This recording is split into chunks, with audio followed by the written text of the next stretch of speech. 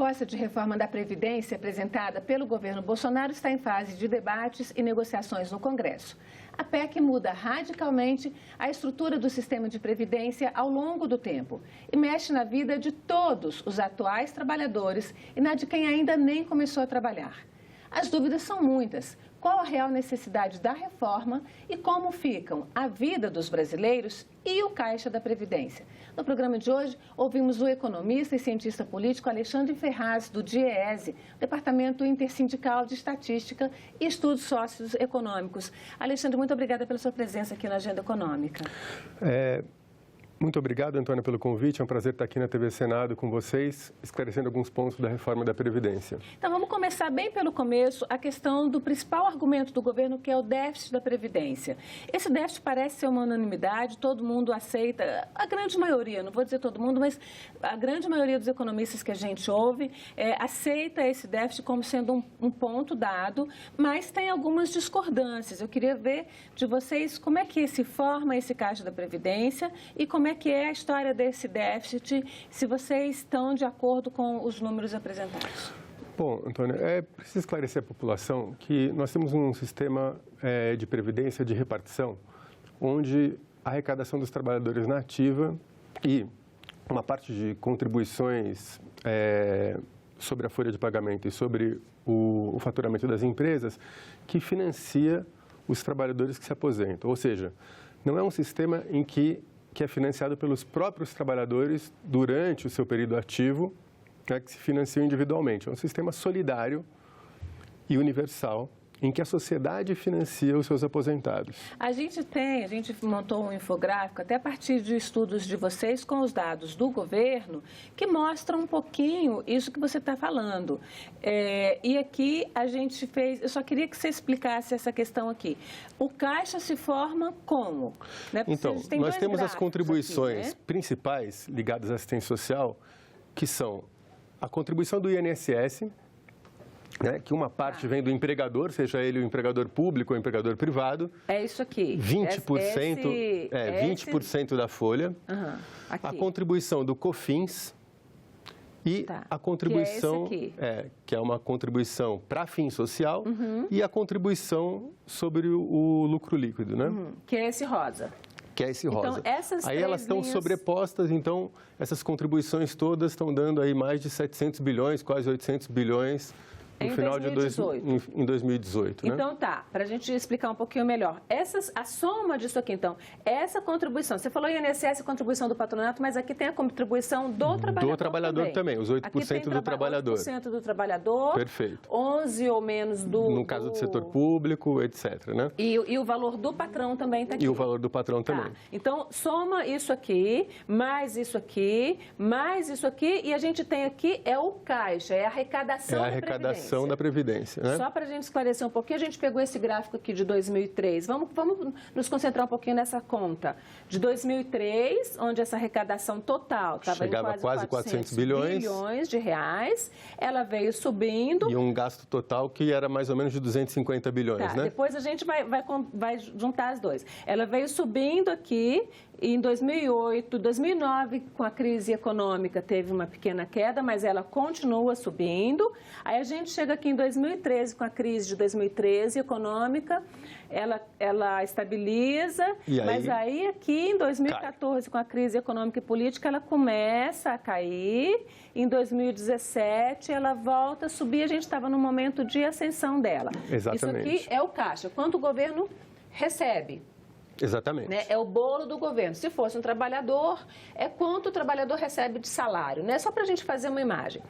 Então, vamos para o outro lado. Agora, o quanto o governo gasta, que é essa parte toda cheia, o azul mais o verde. É isso? Exatamente. Tá.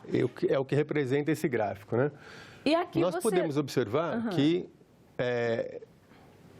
esse crescimento aí se dá mesmo quando cai a arrecadação, né? Porque é um crescimento vegetativo, vamos dizer assim, e que o grande aumento aí em termos de proporção foram os gastos com LOAS e MRV, que é o benefício de prestação continuada, né? BPC, são os benefícios assistenciais. Então, vamos só esclarecer mais um pouquinho. Azul é o benefício da Previdência. Certo. Isso aqui é o quê? É aposentadoria. Aposentadoria. É pensão para as viúvas. Aposentadoria, pensão, exatamente. Doentes, esse tipo de coisa. Exatamente. E esse gasto azul, aqui tem RGPS, que é o trabalhador da iniciativa privada, servidor público civil e servidor público militar. Todo mundo. Está tudo aqui. Todo mundo aí. Ok. Verdinho, LOAS. O que é LOAS? Traduz para a gente LOAS. Então, LOAS são os benefícios da assistência social, né, que a gente tem. Então, o benefício de prestação continuada, que é para aquele idoso que chega na velhice sem se aposentar, que é uma boa parte da população brasileira, ele tem direito a esse benefício. Sem se aposentar porque ele não contribuiu. Por quê? Ele não contribuiu porque estava fora do mercado de trabalho, né? Então, só para a gente fechar um pouquinho as contas, o que você está me dizendo o que esse gráfico está demonstrando, e assim, é preciso esclarecer porque, assim, não é o que o governo diz. O que vocês estão falando é muito diferente do que a equipe econômica vem falando nos últimos 5 anos. Aqui é a arrecadação. Certo. Aqui é a despesa. Certo. Ok, a despesa está crescendo, a arrecadação está crescendo, a arrecadação caiu, a despesa cresceu, a arrecadação cresceu e a despesa continuou crescendo. De qualquer forma, aqui você ainda tem uma arrecadação maior do que a despesa. Isso é valor de 2018, são números de 2018. Qual que é o ponto, e aí acho que é um grande ponto que a sociedade precisa ficar atenta, e o grande ponto de divergência com o governo. O governo considera só a arrecadação com o INSS, né, e os benefícios previdenciários e LOAS que eles põem na conta, né? O que acontece? A nossa Previdência, ela não é, como está na Constituição hoje, ela não é constituída só pela arrecadação do INSS. São a arrecadação do INSS e outras contribuições, né, pertinentes da área da assistência social. Por isso, eu fiz questão de colocar nesse gráfico também a COFINS e a contribuição social sobre o lucro líquido. Principalmente a COFINS, que é uma contribuição que normalmente vai para... Ela tem justamente esse fim de financiar as políticas sociais, né? E a aposentadoria rural, o benefício de proteção continuada, tem um caráter de assistência social também, não de previdência pura, né?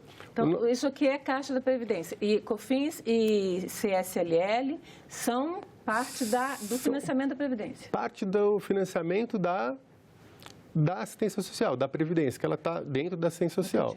Tá. Né? Então, isso daí está explícito na nossa Constituição. É um engano colocar só a arrecadação do INSS para financiar a Previdência. O que a Constituição fala assim, não, a contribuição do INSS e outras contribuições. A principal delas é a COFINS. Vocês veem que, considerando a COFINS, mesmo considerando também os benefícios de assistência, que é o LOAS e MRV, o resultado é positivo até 2016, 2017. Né? Agora, o governo fala o quê? O resultado é sempre negativo. Por que sempre negativo? Porque se você considerar só a arrecadação do INSS, realmente o gasto com benefício de previdência, ele é superior, né? E é superior por quê? E aí acho que é o outro passo que a gente tem que dar, né?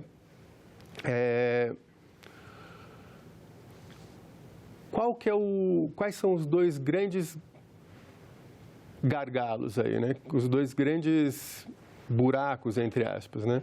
Está no setor rural, e realmente o trabalhador rural, grande parte deles não consegue contribuir, né, à agricultura familiar, que sempre foi deficitária e foi pensado assim pela Constituição, né, um trabalhador que contribui muito pouco ou não contribui, ou só prova, né, que trabalhou na atividade hoje, e que mesmo assim recebe a Previdência. Aí é parte da solidariedade prevista na Constituição? Isso é parte do nosso sistema solidário previsto na Constituição, né? A sociedade está ajudando a financiar a aposentadoria desse trabalhador, né? Apesar dele não contribuir.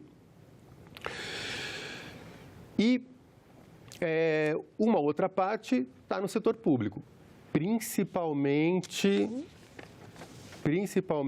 entre os militares, né? Assim, metade do déficit do setor público é dos militares. Isso do déficit nominal. Agora, como os próprios do déficit nominal. Tá, então tá igual. Ou tem diferença na quantidade de pessoas? Não, de pessoas, sim, de volume de recurso é muito parecido, né? Tá, e qual é a diferença de pessoas para a gente fazer a conta? Eu não tenho o número de pessoas, eu não tenho, mas o déficit mais ou menos militar é de 44 bi e o de servidores federais 46. Mas a gente sabe que a quantidade de servidores civis é mais bem maior, né, do que os militares. Então, no fim das contas, o déficit por servidor civil é menor do que o déficit por servidor público, é isso? Exato. Agora, como os próprios militares falaram na conversa com o presidente, né, a aposentadoria militar, ela é, na verdade, um sistema de segurança de proteção social, como é para o segurado rural e como é para o idoso que não conseguiu se aposentar. Então, não dá para colocar ele exatamente nesse outro bolo, né? Bom, dito isso, o que nós temos? Eu acho que nós temos um problema, sim, né? Se você... No caixa. No caixa, né? Porque muito recurso está sendo drenado dessas outras contribuições para a Previdência. Né? A gente também tem outros gastos, não é só LOAS e MRV, mas a gente tem, por exemplo, Bolsa Família, outras formas de assistência social que também tem que ser financiadas aqui nesse sistema. Né? Agora, o que a gente não tem é a urgência e uma espada sobre a gente, falando assim, ó, ou tudo se arruína se não resolver isso daqui agora, né? Nós já fizemos várias reformas da Previdência, não é a primeira que a gente está fazendo e não será a última, porque nenhum modelo é definitivo, né? Nenhuma reforma é definitiva. A sociedade muda o padrão. A sociedade vai se transformando e você vai tendo que readequar o seu sistema. Agora, o modelo, com todas essas reformas, a gente manteve o modelo solidário, o modelo de repartição. E é esse modelo que está sendo alvo da mudança da reforma. Assim, um dos principais pontos da reforma é mudar o modelo de repartição e solidário. Quando ela prevê que lá na frente os jovens que entrarem vão poder optar pelo modelo de contribuição ou pelo modelo de capitalização.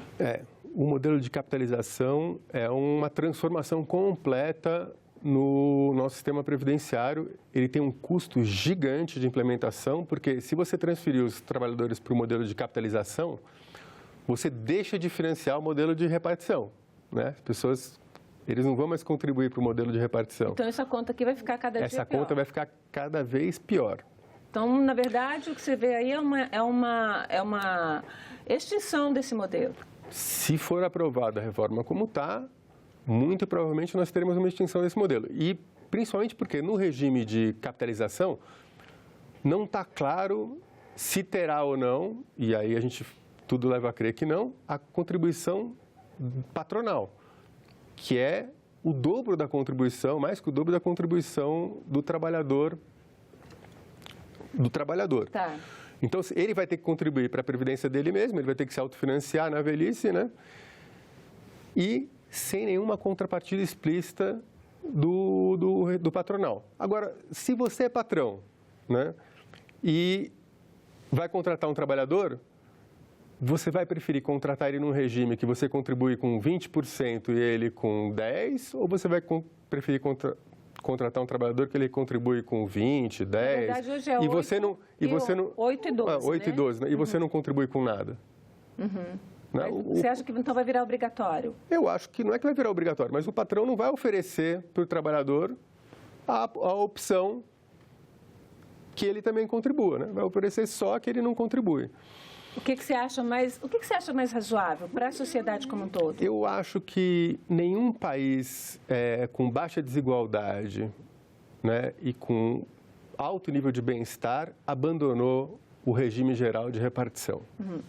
Nós não somos exatamente esse país, então, né? Mas se a gente quer um modelo para se espelhar, né, eu acho que a gente deveria manter o modelo de repartição. E hoje a gente já tem um modelo de capitalização. Porque o que acontece com a nossa Previdência? Hoje, lá no artigo que regula a Previdência da Constituição, já fala assim, o regime de capitalização ele existe no setor privado, só que como complemento, não como alternativa, não como concorrente ao regime geral, mas como complemento.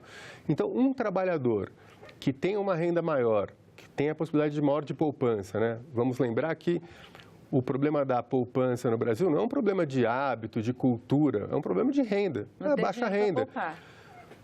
Todo economista aprende lá no curso básico de microeconomia o quê? A poupança é uma função da renda. Quanto mais você ganha, mais você poupa, né? Então, o trabalhador que tem essa possibilidade que tem uma renda maior, ele, hoje em dia, uma boa parte deles já tem poupança privada no regime de capitalização. E no caso do servidor público, hoje já tem, na verdade, desde 2003, já tem obrigatoriamente o FUNPRESP, que foi regulamentado em 2013. Exatamente. Isso? E esse é um ponto importante, porque a reforma fala assim, ó, vamos corrigir uma distorção, né? Tirar o privilégio do setor público. Bom, calma lá. O privilégio do setor público já foi tirado, entre aspas, né? Já foi igualado ao setor privado desde 2003. Então, vamos entrar... Né?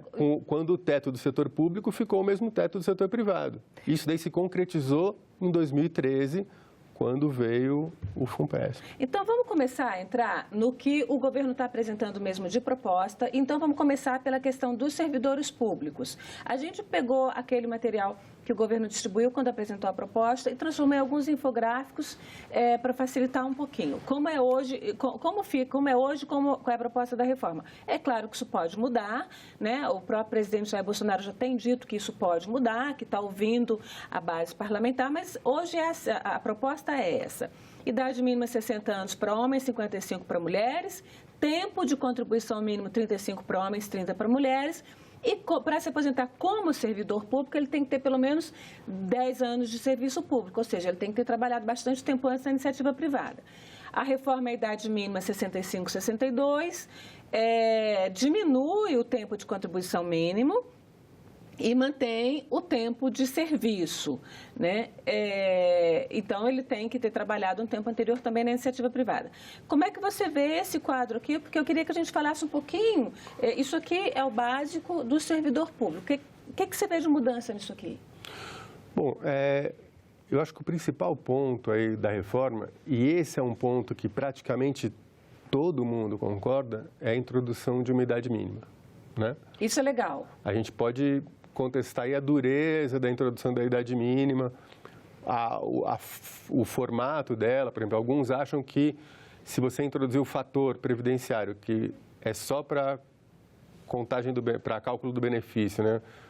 Você também introduzir ele para determinar o tempo que você pode se aposentar, a idade, isso resolveria, né? O acesso, né? Mas o ponto que eu digo é o seguinte: a idade mínima é quase um consenso, né? Agora, ela é dura demais, a nosso ver, na nossa avaliação, para as mulheres. A gente tem, então vamos mostrar agora, a gente mostrou o servidor público, vamos mostrar o trabalhador urbano da iniciativa privada, né? Idade mínima 65 anos, homens 60 mulheres hoje, então já tem uma idade mínima, né? Tanto o servidor público quanto a iniciativa privada, já existe. Tempo de contribuição 15 anos. Essa idade está aumentando, para os homens mantém a mesma, para as mulheres aumenta 2 anos e aumenta o tempo de contribuição. Aqui com a idade mínima vocês concordam? Então, a gente acha essa idade mínima muito dura, né? 60, mas eu acho 65. que todo mundo está disposto a negociar alguma mudança em direção à idade mínima. Não em direção à capitalização, não em direção necessariamente ao aumento do tempo de contribuição, como está sendo exigido, não em direção à reforma no caso dos rurais, porque para o trabalhador rural que trabalha numa agricultura de subsistência, basicamente, é muito duro comprovar a contribuição. Contribuir R$600 por ano para ele é uma barbaridade. Ele não tem esse recurso. Imagina, ele mal tem dinheiro para produzir o básico para viver. Ele colhe o feijão só para a sobrevivência. Ele não consegue comercializar. E, às vezes, vem a seca e mata tudo. Então, ele não tem como contribuir isso. Então, vamos ver aqui aquele mesmo quadro, dessa vez para os trabalhadores rurais, para a gente ir colocando as coisas como elas são. Idade mínima hoje, 60 homem, 55 mulheres, 15 anos, já tem tempo de contribuição, porque você tem também o que é o empregado rural. Trabalhador rural empregado. E tem aquele que é o trabalhador de subsistência. Da agricultura familiar, que a gente chama, né? Aumenta essa idade igual a homens e mulheres e aumenta o tempo de contribuição por 20 anos. Isso aqui, vocês... Para o trabalhador que já trabalha no rural, mas na indústria, né, mais simples essa comprovação. Mas para o trabalhador da agricultura familiar é praticamente impossível essa comprovação. Agora, vejam bem, o tempo de contribuição aumentar de 15 para 20 anos, mesmo que ele consiga comprovar na comercialização, é um tempo muito grande. O trabalhador que trabalha na indústria, na agricultura, ele passa meses desempregado, porque ele trabalha só na safra. Entendi. A maior parte trabalha só na safra. Mas qual é o meu ponto do tempo de contribuição para praticamente todo mundo, né? O aumento do tempo de contribuição é muito penoso para o brasileiro. Por quê? Vamos lá, o tempo de contribuição sobe 20 anos mínimo, né? 40 anos para você conseguir 100% do seu benefício, do benefício. A gente tem um outro... Pode continuar, mas eu só queria que você desse uma olhada nesse Eu gostaria 40 anos para conseguir 100% do benefício. São raríssimos os trabalhadores no Brasil que começam a trabalhar e continuam com carteira assinada desde que começaram a trabalhar. São raríssimos. Deixa a gente tentar, né, só deixar bem claro isso aqui. Hoje, quer dizer, pela proposta, a pessoa vai ter que contribuir por 20 anos, né? Quando ela contribui por 20 anos e atingir 65 ou 62 anos, se homem ou mulher, ela vai ter direito a receber 60% da média de todos os salários dos 20 anos que ela contribuiu. Veja bem, desculpa te interromper. É 60% da média de todos os salários, né? Uhum. Na regra atual, é dos 80% dos maiores salários. Uhum. É a média dos 80% Ou seja, hoje em dia salários. você despreza os seus 20% de salários menores. Que são normalmente aqueles do início da carreira. Que exatamente. Na regra proposta, você é obrigado a incluir esses salários menores. Ou seja, vai para todos os trabalhadores, isso para todos os regimes, você vai achatar o valor do benefício, porque ele está sobre uma base mais baixa, né? E aí, a cada ano de trabalho que ele tiver a mais, ele recebe 2 pontos percentuais a mais. De forma... A gente fez isso aqui, média didática, 25 anos de trabalho, de contribuição, né? Porque assim não é... A gente tem que separar. Uma coisa é trabalho, outra é contribuição. Certo. As pessoas trabalham e muitas vezes não contribuem. 25 anos de contribuição, 70% e vai, 30 anos de contribuição, 80%, 35, 90%. Só quando tiver 40 anos de contribuição é que ela alcança os 100% da média de todos os salários. É isso? Perfeito. Tá. 40 anos ininterruptos de contribuição. No mercado brasileiro, que como eu já falei... São 480 meses. Não é isso? 40 anos. 1/4 dos trabalhadores privados não contribui porque não tem carteira assinada, então não contribui, nem ele nem o patrão, né, por ele. E onde 35% dos trabalhadores, eles são contratados e recontratados ao longo do ano. Então, a gente chama de rotatividade, né? O Brasil é um dos países com índice de rotatividade mais alta do mundo. E a reforma trabalhista agravou isso. Né? E a reforma trabalhista agravou isso daí. Bom, então vai ser muito difícil para o trabalhador conseguir o 100% do benefício a que ele tem direito hoje, né? Não é 100% do salário, não é integralidade, isso daí é só para o funcionário público. Hoje não é, né? Hoje o trabalhador já recebe uma que entrou antes de 2003, mas vai ser muito difícil ele conseguir esse valor. Alexandre, mesmo no setor, eu vou falar porque dos professores, os professores particularmente é uma categoria que foi muito atingida, né? Pelo aumento da idade de contribuição e pelo tempo de contribuição. Vamos mostrar rapidinho aqui também, a gente tem um outro gráfico, pode continuar falando enquanto a gente apresenta aqui o outro gráfico. Eu queria lembrar que em São Paulo, por exemplo, no estado de São Paulo, praticamente metade dos professores da rede pública são contratados já hoje em regime de CLT, não são estatutários. E o que o Estado faz? Ele demite todos os professores ao final do semestre e recontrata no semestre seguinte. Ou seja, um professor da rede pública do Estado hoje não estatutário, que é metade da rede quase, ele não consegue contribuir os 12 meses do ano que ele trabalha. Entendi. Porque ele passa uma parte sem trabalho, né? Então, o professor vai ter uma dificuldade muito grande para conseguir comprovar os 30 anos dele de trabalho. De contribuição. De contribuição. Vamos supor, 30 anos, né? Se você fica aí 20%, que são esses meses de férias, sem trabalhar, são 6 anos, né? 30 anos, 20% dão 6 anos. Você vai ter que trabalhar 6 anos a mais ainda para conseguir aquele 100%. Você vai ter que trabalhar 36 anos para comprovar 30 anos de contribuição. Exatamente. Jogo rápido para vocês. Quem ganha e quem perde com a reforma da Previdência? O objetivo da reforma é excluir e retardar o acesso da aposentadoria, reduzir o valor dos benefícios e transferir progressivamente os trabalhadores para o sistema privado. Na Previdência privada, os riscos, a taxa de administração, o banco vai tirar sempre de você, mas os riscos são seus.